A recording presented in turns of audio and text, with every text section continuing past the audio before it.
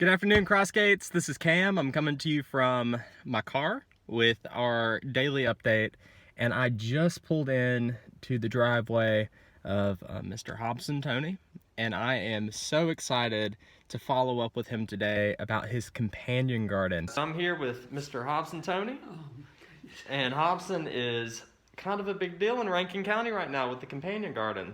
Yeah. I've heard some awesome things, so tell me about this. Well, I had heard of this particular story for a long time, and I kept putting it off until my daughter-in-law, my son's wife, says, "Papa, you've got to do something with that."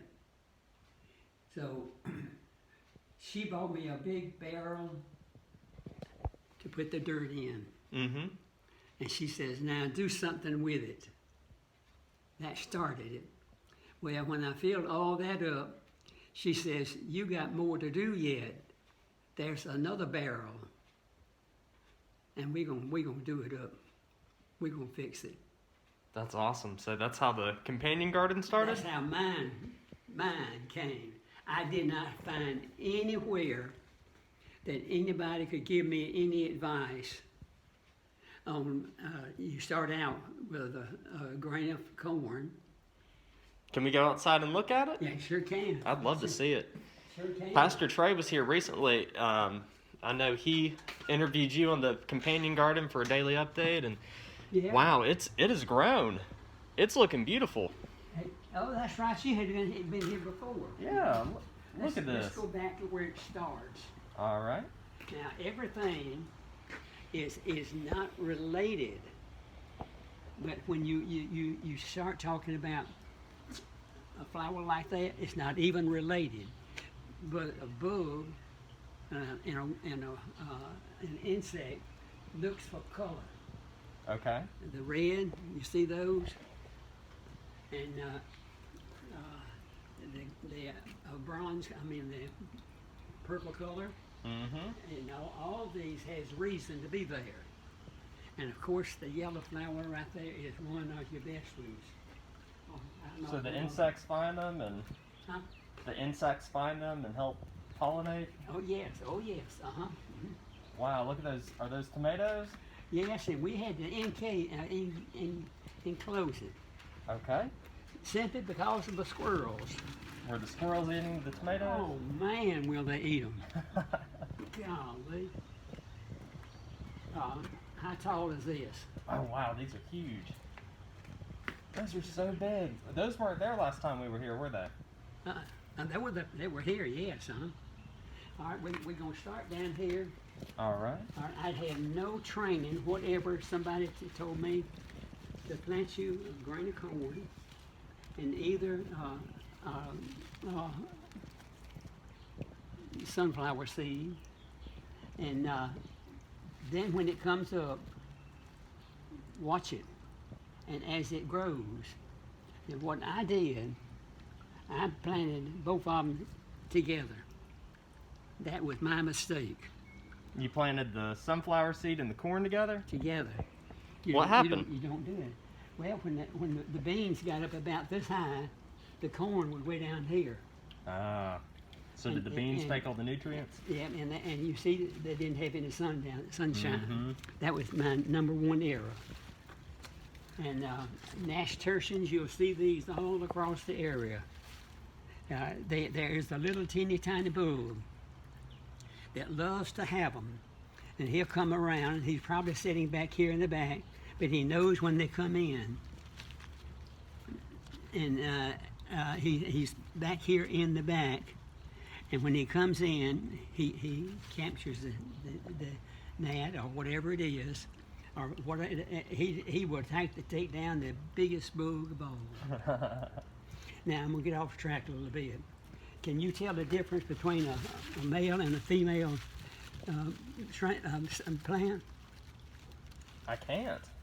All right. This is a female plant. Okay. All right. This right here is the female plant. This right here is a male plant. Ah. I see it. The male plants don't have the yellow. No. Wow. Mother Nature's funny. And we got all kinds of seeds in here. Somebody counted how many. It was 97, I think. 97 seeds? Uh-huh. Wow. And this is one of your plants you need to learn. What is that? That's basil. And it's on literally every plant around anywhere. Wow. And you can see it. I see it down here. Yeah, yeah. Wow, You don't mind that you're stuff? right. I don't. That protects the plant, the tomato plant, Mm-hmm. from the worms, Oh, wow. the bugs. And if anyone comes around, they will come to this bush and take care of them. Wow. Do you have any idea what that is? You probably eat it. Celery. That's celery?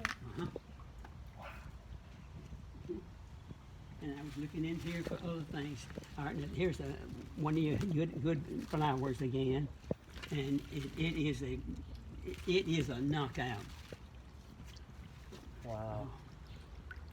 So, Pastor all. Trey mentioned that you have been doing interview after interview with the companion garden. I've had 3. You've had 3? Is that a pea? Uh-huh. Wow. And it all starts down in here. And these little tiny plants here, it's a new plant. I'll show you a bigger one in a minute. But here's a bigger one. Now, isn't that pretty? That's beautiful. What is that? That's Swiss chard. Yeah, Swiss chard. Wow. That's right. And you can eat it raw as it is, or you can put it in a salad, or either you can cook it as greens. Wow. Very, very. There's my peppers. Wait till you get on the other side and see this one. Oh, wow. Those are huge. Wow. And we got 3 or 4 more up here. Just That's coming up. amazing. Everything has grown so much since we were here a couple of weeks ago. All right. What is that? But there it is. Is that an eggplant? That's an eggplant. Wow. I've never seen a eggplant growing. There's your blossom. Wow. And there's 1, 2, 3, and that one's 4. 5 on that. Wow. Now then, I'm getting into really technology. I'll show you something else in just a little bit. There's more of that basil. That's right. You're gonna find more of that. This plant. Would you mind using your hand and rubbing not rubbing on it? Oh, it's fuzzy. No, smelling your hand. Whoa. It has a tendency to run bugs away. And somebody's gonna say, yeah, you buying plants to make it beautiful. You see this purple plant down here? I do. That's petunia. Okay. And it really has something to do with it. When a petunia opens up, you saw that little fly out, and they are cross-pollinating this. At the same time, all these other plants are still plants all under there. They're going to still catch them. Wow. So there's a strategy to every single one of these plants. That's right. Remember I showed you this plant a while ago? Mm-hmm. That thing is pretty. That's All right, pretty. here's another one. Just go ahead and smell of it. Whoa. And it doesn't have anything to do with your garden, except for the fact it has that smell that keeps and runs bugs away. Same thing with these little tiny plants. Mm-hmm. They are very delicate and runs the bugs away. And you put these 2 together just like that. In the potatoes? No, take all this off. Take that off, and you have only just the 2 stems. Nobody wants you to come off. So those potatoes are ready to eat. Yeah. That is a tomato now. We changed the name. Wow. So when we plant the potato, we get a herb. This is one. You put them side by side, and that's what you call a companion. So they can grow together. Yeah. One feeds the other one. Wow. Now, who says Mother Nature isn't wrong? And let's walk on around. Now, who says you can't feed yourself? Well, this is the way to do it. Oh, I didn't show you another thing. You see the fire going up? I do. Can you identify it? Let's see. Wait, are those cucumbers? Yeah. Wow. That's the 3 days growth. That's only 3 days? Uh-huh. I mean, when it came on. See, so it'll grow all the way up. It'll grow all the way up. Sure will. So I just finished meeting with Hobson, and as you saw, my phone died toward the end. But he shared how just as the plants have mutualistic relationships with one another, they help each other grow. They also have relationships with the bugs and the bees and the wasps that were all over the plants. How everything's working together to permit and enable growth. Hobson shared how he has a relationship with the plants, how the plants rely on him. Hobson's not the only one watering these plants. God is the one also watering these plants, providing them the light, the nutrients that they need, how he cares for the plants of the field and the companion garden. As you saw during our session, the sun was blazing, it was hot. I'm sunburnt in my cheeks, and as soon as I got in my car and started driving, it started to rain. It's raining right now. Our growth in Christ is rooted in the true vine, which is Jesus, and how in Christ we begin to bear fruit.